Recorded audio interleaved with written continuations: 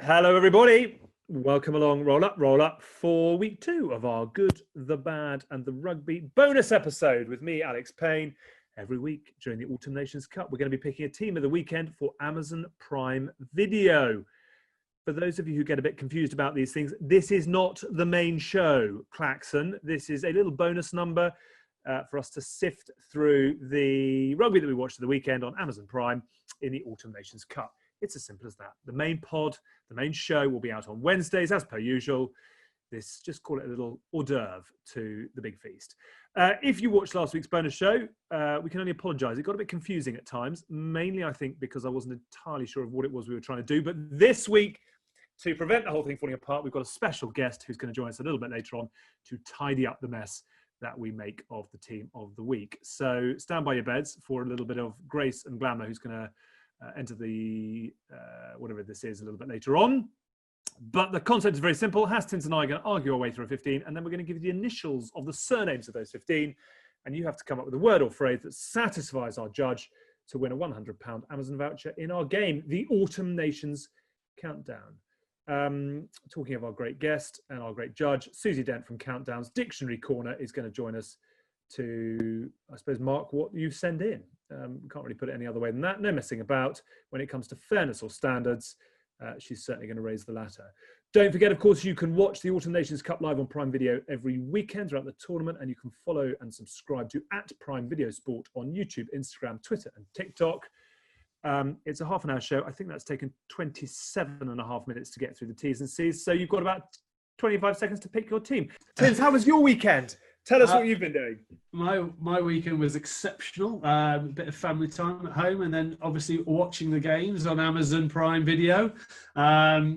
It was good. Obviously, it was tough with the weather that it didn't allow for the rugby to probably be the free flowing that you wanted it to be. But one thing it does, it makes it physical and it makes it attritional. And I think it's going to be that sort of team. The people who stood up to those conditions and put the best foot forward in terms of a physical nature will make the team.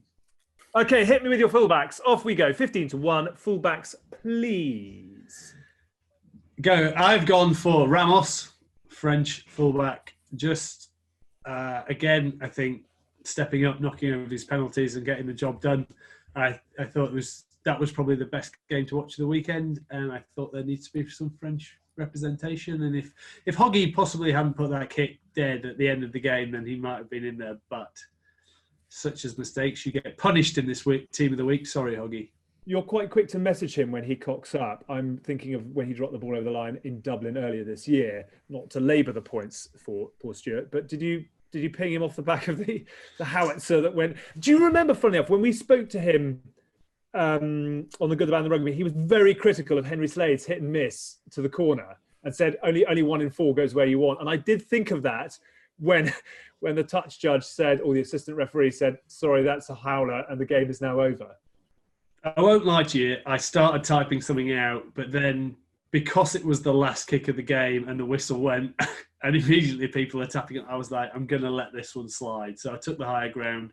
No, he's going to be burning off the back of it. But he fronted up, did his TV and was good in it and just said, we're disappointed, but we're still on the journey. So I quite liked his TV interview afterwards. But no, I took the high ground and let him off this time. He gets one free pass. Ask. I went with Stuart Hogg, actually. I thought he played really well. I thought Elliot Daly did well, but it wasn't necessarily that kind of game with a level of defence. But I will bow to Tins' superior keenness and say Ramos. Just quickly, Tins. Hugo Keenan, pluses, minuses? No, look, I think it's tough for him to get in the game. I think he actually gets in it. He dealt well with most of the high balls that came his way. Yeah, I don't think he did a bad performance, but it's always very hard to put someone in the team of the week who's on the losing side. And how is Bert? Bert's very good, actually. He's just come at his dinner time and he just shouts at you when he wants dinner. And then when he brings something to you, he's like, Brr! You're like, Bert, relax, man. I thought he was championing Hugo Keenan. But exactly. Bert's Irish, who knew? Boy, the more you shush him, the more he goes mad. It's like, I always said my wife was barking mad, but now the dog's matched her. So yeah, no, I agree with you. I think he's been solid, but you just don't see him enough with the ball in hand, do you? So that's probably why he's not in. And he was on a losing team. We're going. Thomas to put Ramos. it in a nutshell, I can't give anyone in the Ireland team. I can't let them in the team of the week just because of their performance. Full stop.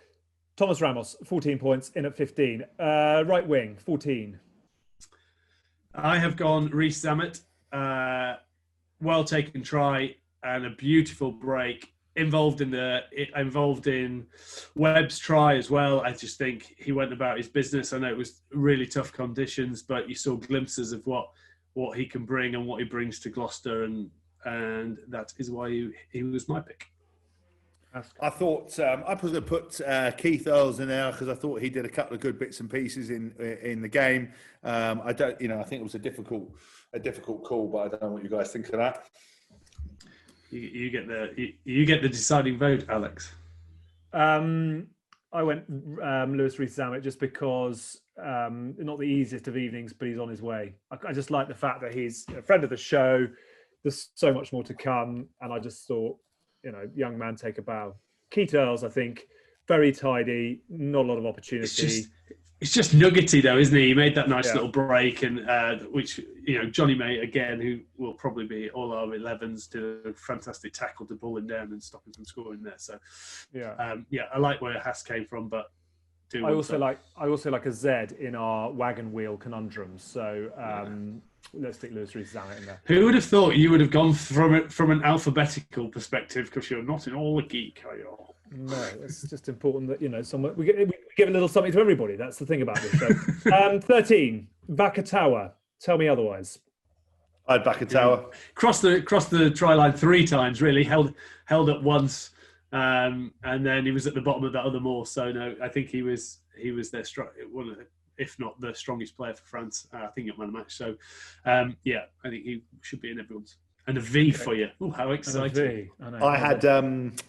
I had 12. I had Ollie Lawrence because watching him up close, I didn't really know much about him before the season had started. Hadn't seen too much of him, but oh my God, does he run into contact so hard? Aggressive. And it's interesting kind of talking to Eddie Jones about, he always talks about English players submitting early in contact.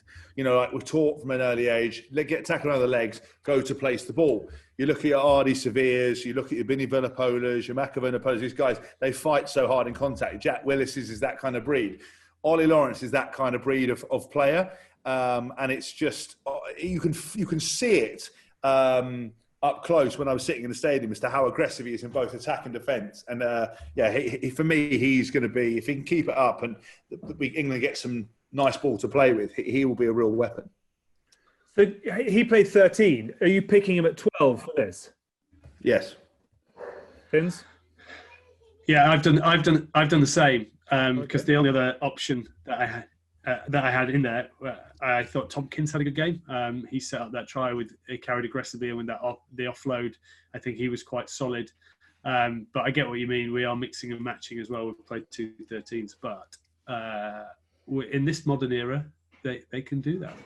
I think a nod to Johnny Williams as well. Well done on the debut, 12 months on from recovering from, I think it was testicular cancer. So we love a good news story, and that's great news. Henry Slade, very tidy. Fiku, the business. But let's go with Ollie Lawrence.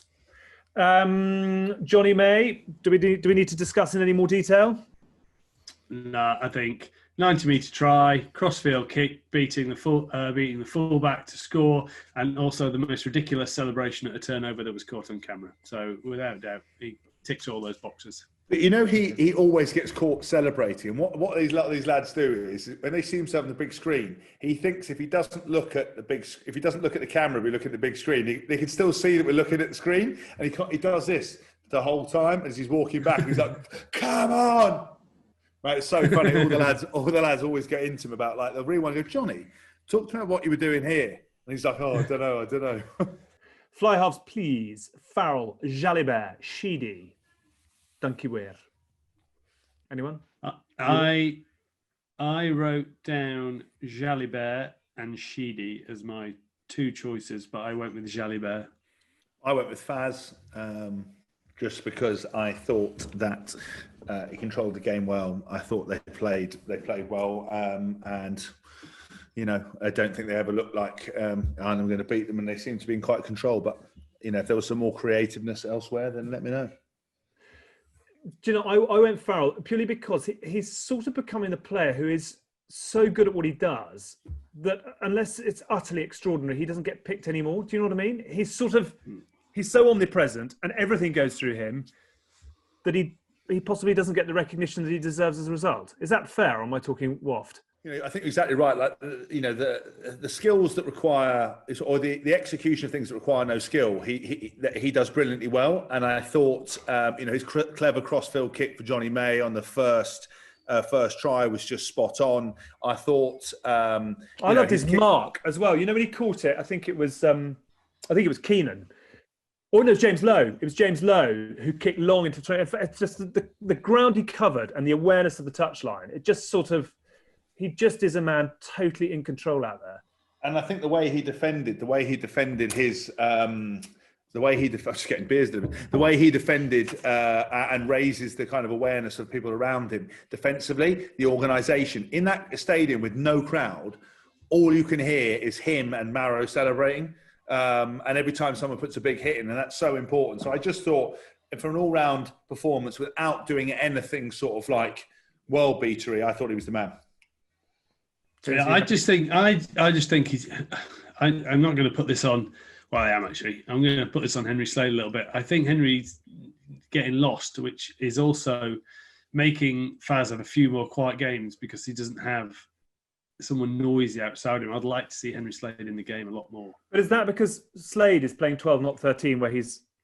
Well, it shouldn't be because they should be able to mix and match. And he's played with Manu before and been more influential.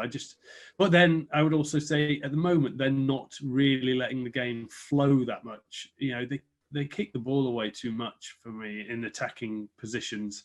They put, Elliot Daly, for example, put too many through at what I would say at the wrong time. I think it could have gone one more pass and let the winger decide on whether he puts it through when that fullback's come up to shut the gate. But it's going off a bit earlier, and it's allowing him to pick it up rather it being a foot race behind that 15. But we'll see how it progresses. I'm going to go Farrell. I just at no point did I think England looked like they were going to lose, and he just pulls all the strings. You guys outvote? Yeah, sorry about that. That's all right. 9. I literally wrote pretty much every 9 down because I think they all, across the board, they all had pretty good games. But I'm going to go on a limb. I'm going to go Webb. Scored a try. He just looked dangerous. It was great to see him back out there for Wales. I went with Webb too. I thought he was fantastic. I got to play with him in the Lions tour. I thought he was an incredible player. Great bloke, loose on the piss, but incredible. And it was great to see him back out in the mix and scoring a try. I thought again for me, Ben Youngs was put a solid performance in, controlled the boys well, and did really well. I thought Dan Robson came in and had a nice impact again, just a bit of variety. But Reece for me was the boy. I went Webb as well. Amazing, bizarrely. All 3. One thing I do want to say is in that Johnny May wonder try, can we just doff our cap to Jamison Gibson Park, who I don't know how the hell he kept up with May for as long as he did. I mean, I was amazed for Johnny hitting possibly the worst kick ever. I'll give him it was off his left boot, but anything straight down the field and he had a straight run in, but he's managed to duck huck it straight right off his left and made it a lot hard work. But then you were right with how quickly I thought he was just going to scoot past him. Yeah. He didn't. It was an absolute battle for Johnny. I agree with you. Do you also see what I loved? What I loved about Gibson Park was he must have had to use every fibre of his being not to tackle Johnny and give that penalty away, because just as he saw it, he dived and Johnny's astride, and the natural reaction just to go whoa, and just trip him, knowing that you probably get dusted, probably get a yellow card or whatever, and for him not to do that, fair ball, fair play, and yes, it cost you 5 points, but if it had been me, obviously. With my crass record, I would have just sickled it. You wouldn't have been anywhere near it. 5 points and a double blow is it's a straight 7 now, isn't it, on a penalty try? So 7 points and it? Down to 14 men. Yeah. So Maybe I should learn the rules. Laws. laws. Who cares? Who cares? Who cares? Honestly, it's like fishing in a bucket with you. Does anyone want to pick an 8? I went Aldrich. Solid all round, good go forward. Again, they were, you see the Sean Edwards effect in terms of they defended well. So I went for Aldrich. Okay. Hask, this wins your domain. I actually went to. It was a hard one. I went with Doris just because he stood up and kept carrying and kept playing all the way through the game. I thought, look, I thought Billy did what he did well, but Billy's not getting kind of the praise at the moment because the expectations are where they want him to be. But he's actually playing very well in terms of he's not making mistakes, but he's not maybe making huge line breaks. But I thought Doris, to be fair, Andy Farrell said it in his post-match summary. That was a big experience, England versus Ireland, his first game, and for him to keep carrying well into the game. And I think someone like CJ Stander kind of got not overshadowed, but it was CJ sort of, but he hadn't played for a week. But I thought Doris was right up there. I thought it was Billy's best game for a while. What do I know? But I thought he definitely was on the rampage more. I thought Aaron Wainwright in the Wales game, horrible conditions, maybe deserving a nod. Haskell, I'll give you the call on this. I also put down Aldrich as well because I thought he did a really good job for France. But I'm happy. I'm happy. You're cool. Let's go with the French player. Okay. Good to see you sticking to your guns. We'll go Aldrich. It's also an A, and we love vowels in this game. Well done, Gregory Aldrich, in 8. 7. Underhill, without shadow of a doubt. Underhill. Just ridiculous. The energy he brings is just off the chart. I mean, the fact he just gets up, absolutely smokes people, gets back up and just rinse and repeats it all day long. Over ball. I think Ireland made a mistake by not picking someone who could clear out our jacklers, and they unfortunately paid the price in terms of how many times they got turned over. But just that defensive line of England was just outstanding, really. Undernose. Yeah, I thought Undernose for me. It was interesting actually a couple of times because he's got fantastic tackle technique, but it was interesting watching him a couple of times. I thought he was going to get sparked out because he gets so low and he sort of leads with his head. I thought he was going to get caught a couple of times, but he was brilliant. And actually, because England were hunting in pairs to make the tackles, I think you would have seen a few more impact tackles from Underhill, but both him and Curry were hitting at the same time, almost hitting each other off the bloke and then knocking him back. And I was thinking it's great because they both go so low. They've sort of, negating each other. But I thought he was brilliant, Sam. Can we just not give him a nod as well? He has scored 3 spectacular tries now for England, none of which have been awarded. Yeah. I hope at some point he gets one that counts. I thought that I didn't realise. When I saw it, I thought he pulled it out in one motion, but they said because he was on the floor that it you didn't can't play it, can you? Yeah. I was like this. Yeah, Sam. Everyone's like, no, Hask, that's not what it. And I went, well, wait a minute. He's ripping it on the floor. I went, yeah, he's on the floor and he's played the ball. Not only is it not a try, it's a penalty. Go back, and I was like, I really should learn the laws. Very good. You're learning one thing. There you go. 6. Right, I had to put Curry in there as well. I couldn't. I mean, it was very hard not to do the whole of the England pack, to be honest. But yeah. I think Curry was outstanding again, and he had to be in there. I mean, I went with Curry. I thought, we talked about last week. Would they go with Jack Willis? Why? How was he unlucky? I thought Ben Earl when he came off the bench was brilliant. Credible turnover, like the mobility. Yeah. I think my knees would have exploded if I tried to do something like that. But Tom Curry was fantastic. Great energy, great couple of turnovers. They're just all maturing into kind of a ruthless team. And I think that's the nature of that England performance. It's mature. It's like you look at them and they're still young, still developing, but they're actually not. They're just slowly on like a crank, just cranking better each week. I would like to. I give a shout out for both of them. I thought he had a good hit out on his first games. To be fair, in his first game. And well done, Liam, his dad. Obviously, Cardiff Blues. And, so I thought he had a good hit out, to be fair. I remember talking to Sirian about his grandson a couple of years ago, and Sirian loves his ruggers. He might come and have a chat with us at some point. I wondered if either of you were going to give, particularly you, Hask, a nod to Dylan Cretin. I know you were known as a Cretin for most of your career. I just wondered whether he'd caught your eye. Shut up! There's someone called Dylan Cretin running around. Have you done your research? He played extremely well for France. Cretin, I think. Yeah. Cretin. Cretin. I've known a few Cretins in my time. Second row. Zzz. That's got to be Maro Itoje, isn't it? Said with enthusiasm and warmth and respect for your teammate. No, I'm just slightly jealous. Why have you turned green? I'm perpetually jealous of Maro. He's good looking, clever, university loved, probably the best lock in the world. Seems to be getting better and better. Got his own chant. Got his own chant, isn't aging, just been signed by Jay-Z's management, has his own chant. Just unbelievable. And he's a lovely guy, and he's humble. Tins, anything from you? Yeah.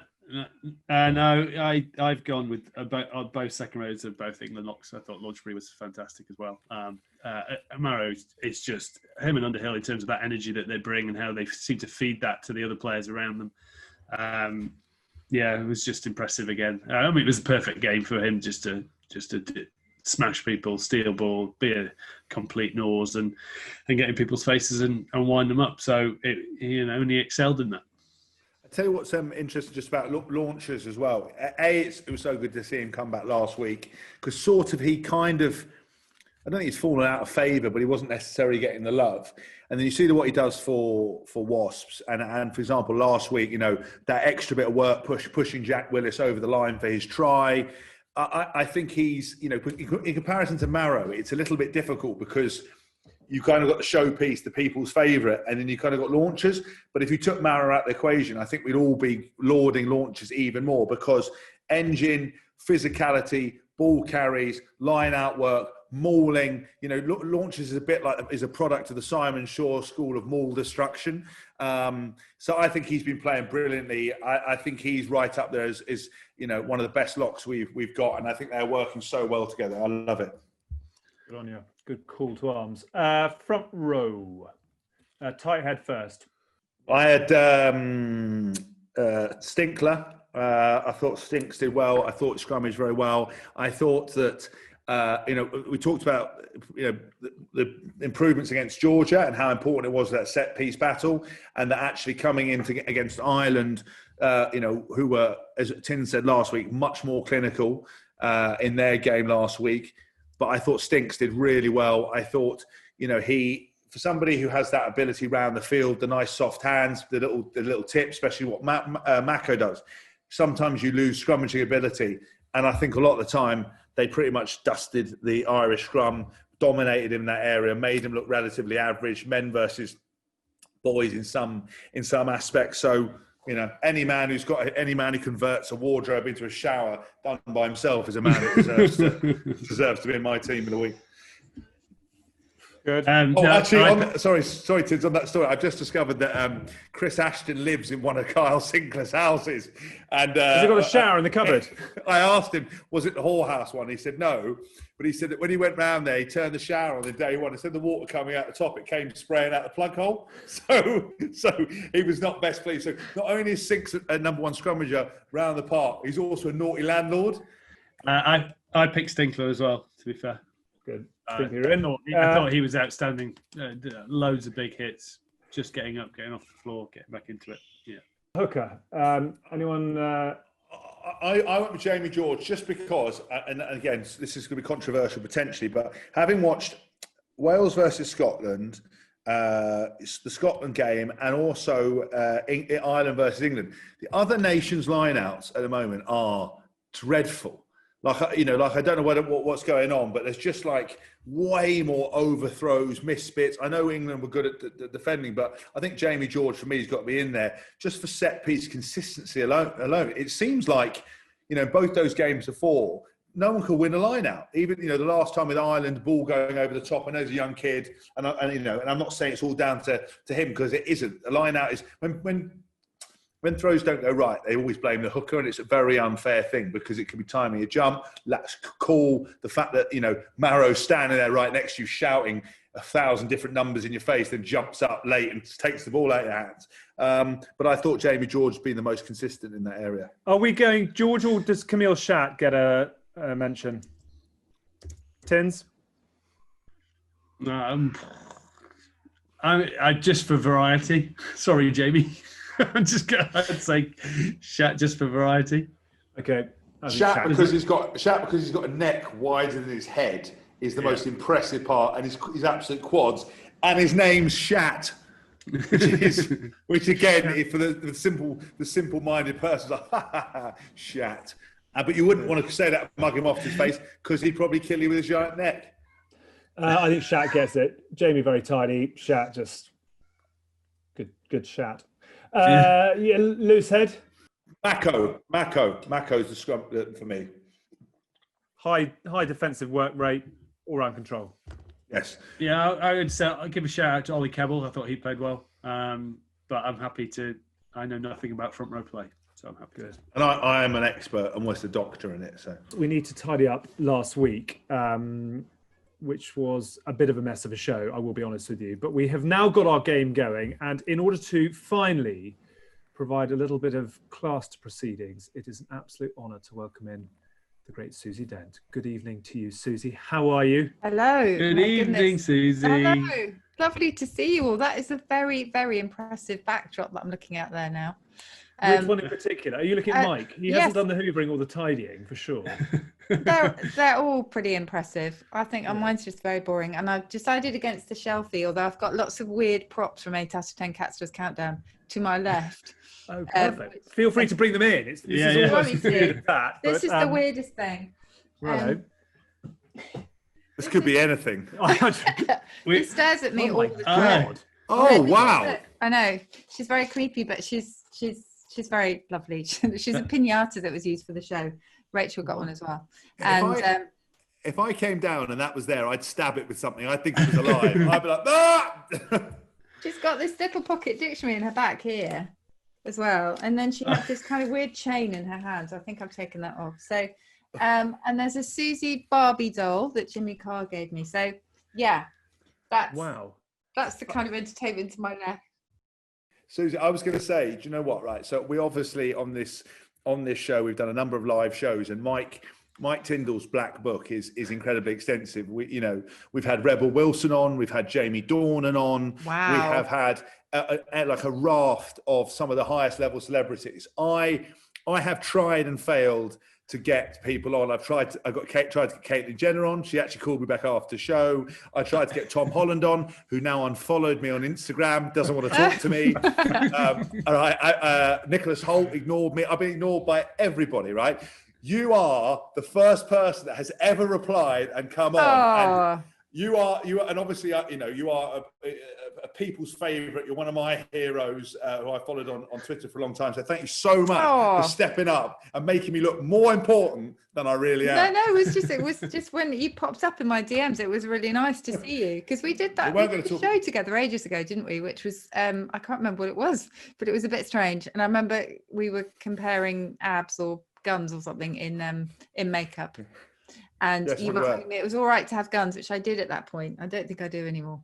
But my wife's father, Richard Madeley, is a huge fan of yours as well. So I was going to go, if you ignored me, because I remember we did the TV show, but I didn't think you'd, of all the things you do, I didn't think you'd remember someone like me. So I was going to get on to Richard. Richard, couldn't ask Susie to come on my podcast, could you? But you replied straight away. Of course I remember you. And of course. And it's a complete pleasure. I'm not sure how well I'm going to do with them judging this competition though, but I'm going to give it a go. Good on you. Right, should we get into the detail? Susie, we had thousands of entries last week, apparently, for what we're calling our Autumn Nations Countdown. We've narrowed it down to top 6. I'm going to remind everyone, the letters that they had at their disposal was F, G, P, I, G, P, W, D, Y, W, M, Z, H, L, M, A, E, I, O, U. From the thousands of entries we've had a top 6 picked.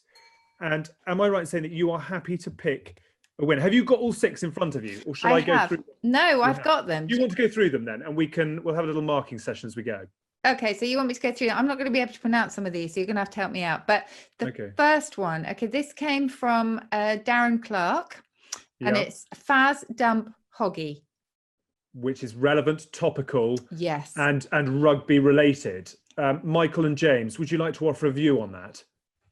Oh, well, I know what Haskell say. It's a nauseous start, boring, but no, I think with it being relevant and topical for the following week, I think that's a bonus in my eyes. Well, good. I obviously didn't quite have the level of intelligence to actually do this, and I was also too lazy to take part in the game, so I want to apologise. But in comparison to Alex's fig pig, I'm pretty happy. This is a positive start. Dave Armstrong. Now, this you have said comes with a caveat. Something that says, given James took years to pay Richard Wigglesworth the £50 back, you guys will know everything about this. If the roles were reversed, is this what James would think? And the phrase that's been offered is, would Wiggy pay me? Would Wiggy pay me? The answer is Hask. Would Wiggy pay me? He's a tight northerner. You'd never get the cash off him. So, but I like that. I'm a big fan of that. I think that's the best so far. That is very good, actually. Okay. Next one is Ben Stanton. Not sure how rugby related this one is. I owe my pimp a hug. That's winning. That's winning. That's winning. Because ironically, I owe my pimp a hug. Oh, well, there you go. Don't we all? Okay. Good. Then Adam Threlfall. It says, Play-Doh Gimp wife. That's so good. That's so good. I love it. So Jimmy Carr, that one. Just it really is, isn't it? I was going to say that, if you didn't do 8 out of 10 that Cats does countdown, and you hadn't had this level of thing, and you were still at the prestigious level of just doing countdown and hadn't had to lower your tone and your intelligence levels, I would have said that was appalling. But as you do stuff in Jimmy Carr, I think that's absolutely fine. If you think we've lowered the tone, Susie, please could you reveal our final anagram? Yes. Let's go down a little bit further. Paul Flower says simply gouge flaps. I love the fact it's called Paul Flower. Isn't that what you call? Yeah. That's what you call Chloe, isn't it? Is that your alter ego? Is it? Paul Flower, gouge flaps. Susie, I can only apologise for the selection. I was hoping for some Nietzsche or some very sort of wise, profound words. Instead, we've got a pretty average selection. It will be true. We're going to give the final word to you because there's an Amazon voucher up for grabs. Would you like to pick your winner from the 6 that have been sent? Well, I'm going to be completely swayed by you, actually, because I had one in mind, but I'm not, as you can tell, I don't live and breathe rugby, though I do like listening to it on the radio. Neither do I, so you're all right. There you go. Very welcome on this show. But you all loved 2 of them. Would Wiggy pay me, or I owe my pimp a hug? And I'm trying to think which got the biggest laugh. I think I'm going to go for, well, just because I don't know the story behind the Wiggy thing. I owe my pimp a hug. Ben Stanton. I think that's the right one. Yeah, I think that is the winning selection for round 1. Yeah. I found a few odd words in there in the selection that you had. Yes, did you do any better? No, I didn't do any better with the phrase at all because I only look for words on countdown. You know me. But there's some nice ones in there. There's phidophilia, which means an attraction to buttocks. If you like that one. There is hippiedom, which is quite nice. Happy-fied, which I love, made happy. Galumphed, which is one of my all-time favourite words from Lewis Carroll. And an audiophile, somebody who likes listening, e.g. to this podcast. So there's some nice ones in there. That's incredible. Yeah, but I've learned something. What's the attraction to buttocks? Yes. I've got a condition. That's what I've learned. Phidophilia. I've just been diagnosed by Susie Dent on TV. I didn't realise that was a problem. Yeah. So there you go. We've got a new word. I'll maybe put that on Twitter, but maybe not. But yeah, so I couldn't come up with a phrase though. So I think I'm pretty impressed that people could, come up with more than one word out of that. So well done to Ben.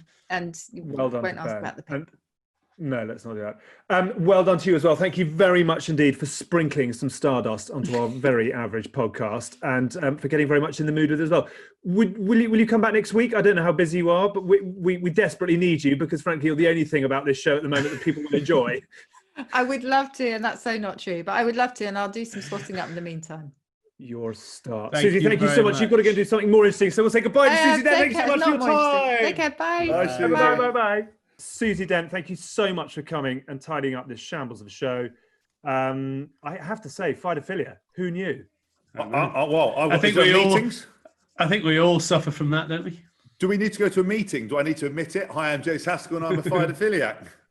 How do you get counselled out of Fidophilia? I don't think I want to. No, I think it's the other way around. You get counselled in if you don't have it. Yeah. Okay, so your letters for this week, concentrate at the back. RZVLMFWAUCLISCV, and you can have all 5 vowels, which you can play once as well. aeiou. Do you see SCB or V? V for Vunapola. Vunapola. Oh, right, okay. And my wagon wheel is pulling out vacuous all, or all vacuous, which pretty much sums up this show. So I think that's an early contender for the Amazon voucher. Fellas? I've still got Flick Me Sack. Flick Me Sack. Right.